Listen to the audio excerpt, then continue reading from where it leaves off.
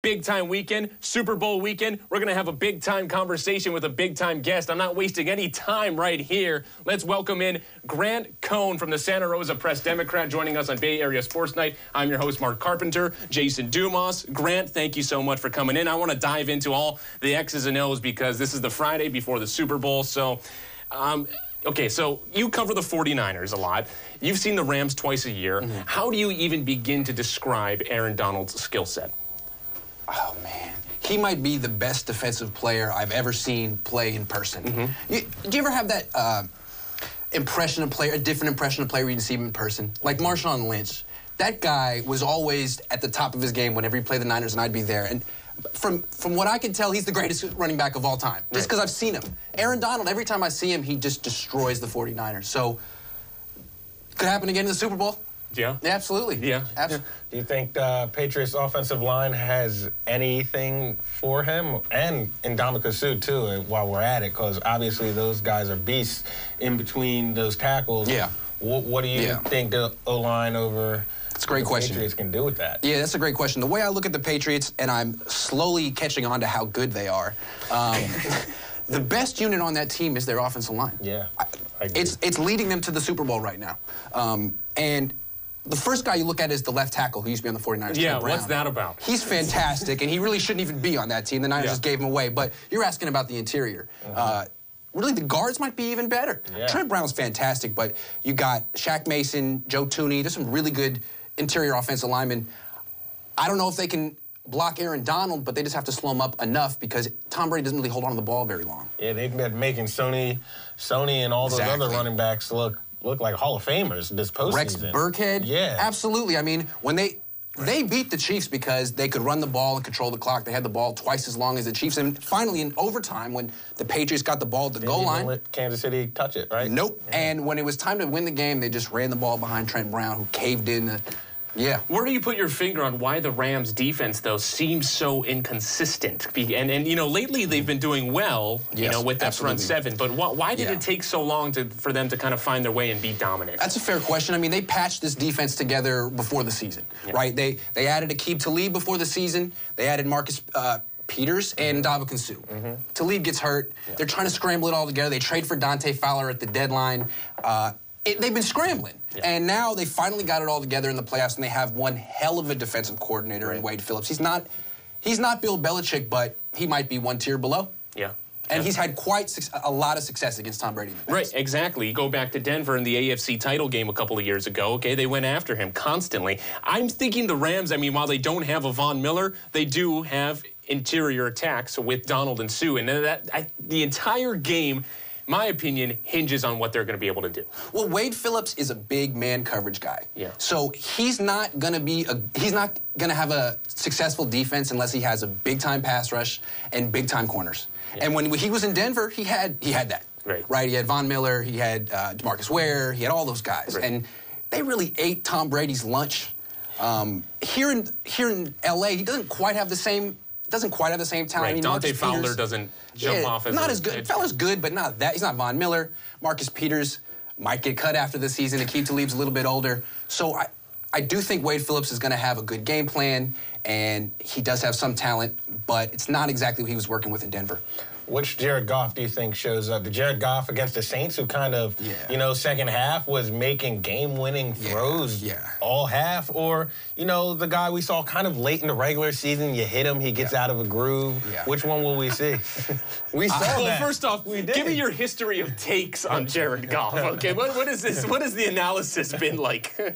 Well, I want to answer your question. I think you're onto it because he looked fantastic 2 weeks ago against the Saints. I thought he looked better than Drew Brees. Yeah, he did. But a month ago, he didn't look good. No. He went against, let's talk about the Chicago Bears game in particular. That was about a month ago because that's what the Patriots are looking at. They woke everything up about that's what Belichick's going to try to do. The very next week, he played the Eagles, and they lost. That's and he didn't look good against them either. So here's the game plan. Basically, the Bears showed everyone how you attack the Rams and Jared Goff. This is what you do. First of all, you have to recognize that the Rams want to run the ball first. They're a running team. Yeah. So you shut that down. How do you shut it down? You play a 3-4 defense. Patriots are flexible. You set the edge. Don't let them get outside. You play big guys in the middle. Just shut down the whole run game. Yes. I mean, the Bears limited the Rams to 54 rushing yards in that game. So you do that. You take away the run, the play action, the rollouts. You make Jared Goff a drop-back passer. Drop back, no play action. Now you can double-team Cooks and force Goff to go through his progressions like a veteran. It's hard. He's not that good at it. A lot of his production is based on all the little things that Sean McVay can do for him. I was just about to ask you about that. How much does Sean McVay help him? A ton. Yeah. Absolutely. Sean McVay made Kirk Cousins look like a genius, and he's making Jared Goff look great. Jared Goff can throw a nice ball, but can he drop back without any... just looking at the defense. Yeah, no fakes, no nothing. Look at the defense, go through 1, 2, 3 real quick and throw it, because Tom Brady can do that. Right. You know, guys who are 35 and 36 who've been around a long time can do that, but Jared Goff, he's been in the league 3 years. This is his 4th playoff game. He's going to see things in these games he's never seen before. Bill Belichick is going to confuse him. I expect that. Yeah, and what does McVay do pre-snap? And what have you now, seen watching McVay's body of work? McVay telling him in his ear pre-snap. Well, with McVay, it's all about misdirection and deception. So he wants to use play action as much as possible when passing. Okay. And what he does with running the ball, which is really cutting edge, you'll see a lot of the time, they don't just run the ball. They'll have a fly sweep motion coming across. And what that does is it evens out the numbers in the box. They'll move Cooks. Right. They'll have someone coming across. So if you have 8 men in the box and this Cooks is running across, one guy has to account for him. So now you even up the numbers and there's more space for the running backs to go. So all those little tricks make their running game more efficient, make their passing game more efficient, and Bill Belichick is going to mess with those tricks. He's going to cancel out those tricks and make the Rams play straight up football. And in that case, I don't like the Rams. Yeah. Right, and you're right. I'm looking at the Rams losses bringing up the numbers this season. Here we go. That's right. 52 yards on the ground against the Bears. The very next week, they only had 82 yards on the ground against the game plan against the Eagles. So I think he's on to something. Because hold on, I'll let you get to it. No. One more point. Belichick is always about, I got to take away what you do best. Right. So what do the Rams do best?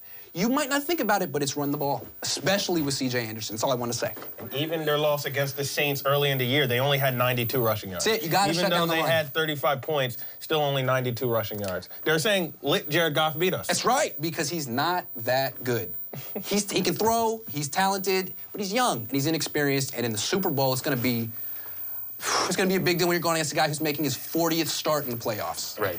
Right, and it's how much we talked about the physical aspect of it all, but, kind of emotionally entering this kind of moment, how do you think that's going to affect him? Because I'm watching the New Orleans game, okay? I'm seeing what's happening in the first half. They're down 13-0. The headset disaster, okay? Yeah. All of a sudden, you're seeing this guy grow up, okay? He's barking at the linemen. He's literally running over to receivers. Yeah. That was bizarre. How do you think he handles this environment? It was really impressive. It was impressive. Look, I'm not worried about Goff in terms of his emotional makeup. Okay. I think he's fine there. Yeah. I'm worried about him in terms of his experience. But the emotional makeup of the Rams, it's a good question. Right. Because some of those players are hotheads, borderline bullies. And I'm thinking Marcus Peters in particular. Oh, yeah. Yes. He'll get in people's faces. Oakland's finest. Yeah, absolutely. McClymon's finest. He got in a shoving match with one of the Saints.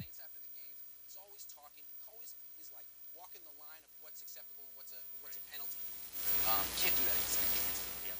You can do it against the Saints, and the refs will let it go, but you can't do anything against the Patriots. They call everything against the Patriots. So it'll be interesting to see if the Rams can keep their composure in such a big game. Yeah, and I think you had a great question with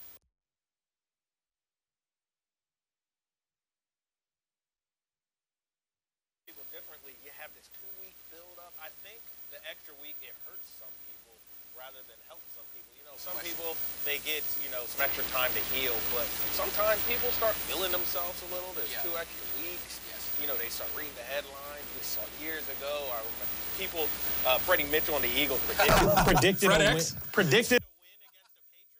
You get stuff like that, and it's just like, gosh, I wish they would just play already, but this idiot's going to just talk to the media. Who do you think on the Rams maybe has fallen into that trap or probably should have played a week ago to benefit them?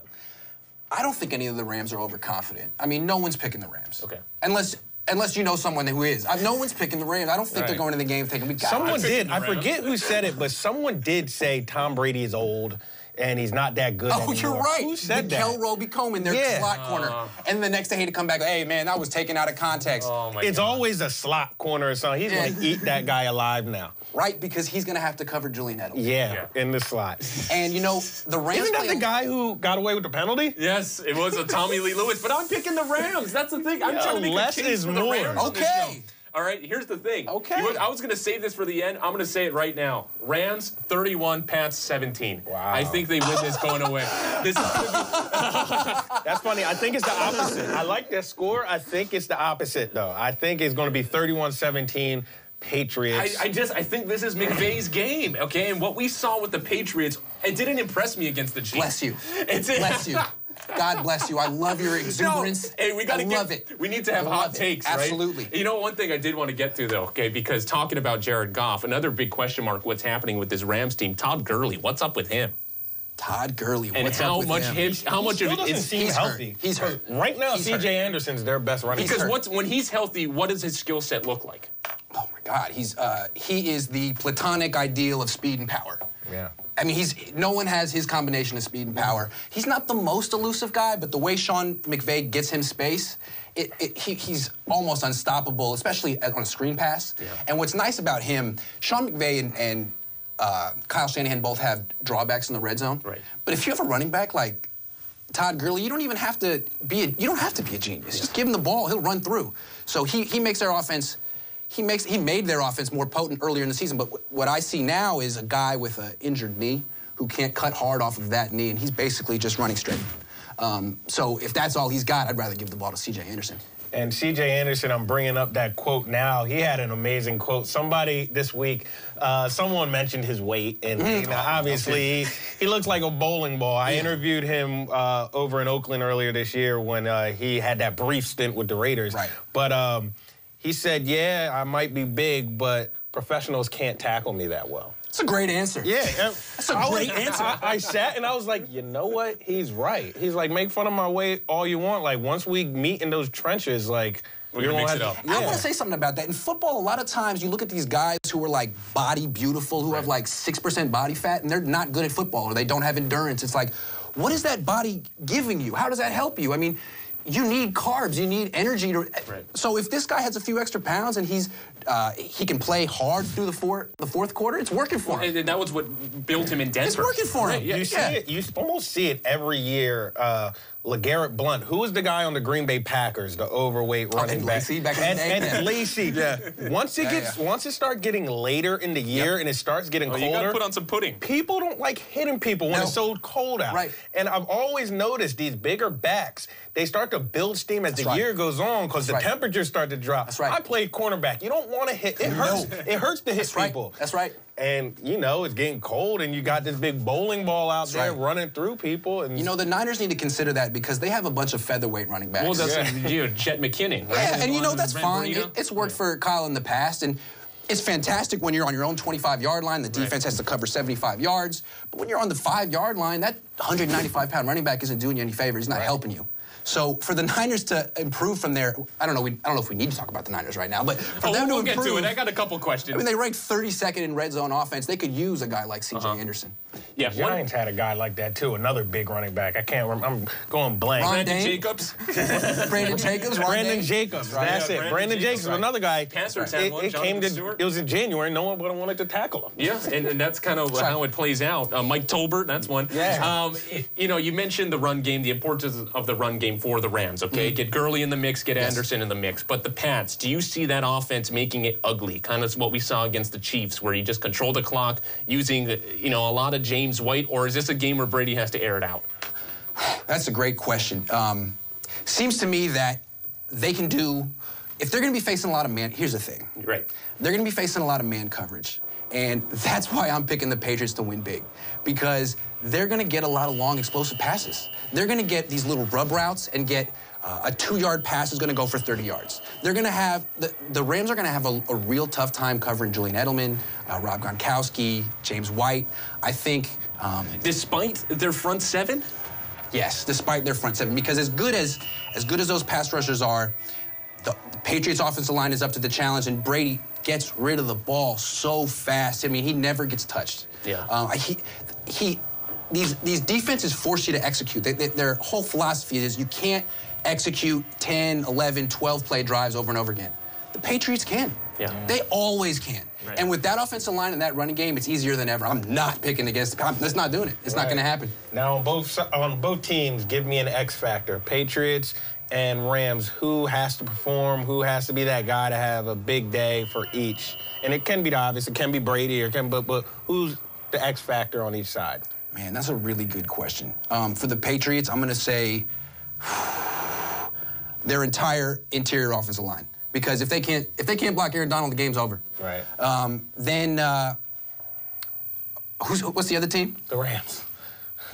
Okay. C.J. Anderson, huh? No, I'm going to go with a wide receiver who isn't Brandon Cooks because Brandon Cooks is going to get doubled. Yeah. So it's got to be Robert Woods. Right. It's got to be Robert Woods or Gerald Everett or Reynolds or a tight end. It's got to be someone else. That's what the Patriots always do. They take away. They make you play left-handed. You know what I mean? So that's Robert Woods. Yeah. Yeah. Give me a final score. I like your final score. 31-17 Patriots. Because you've picked against the Patriots before and you've learned your lesson. It's actually making me nervous that you pick. Now you're picking for them, they might lose. I know, I'm so brazen and confident. It's like, yeah, I know. I love it. Fantastic. Grant Cohn with the Santa Rosa Press Democrats. Grant, thank you so much. We had a fun talk. That was really good. We're going to talk more 49ers, Raiders down the line. But, tonight was all about Rams, Patriots. Beautiful.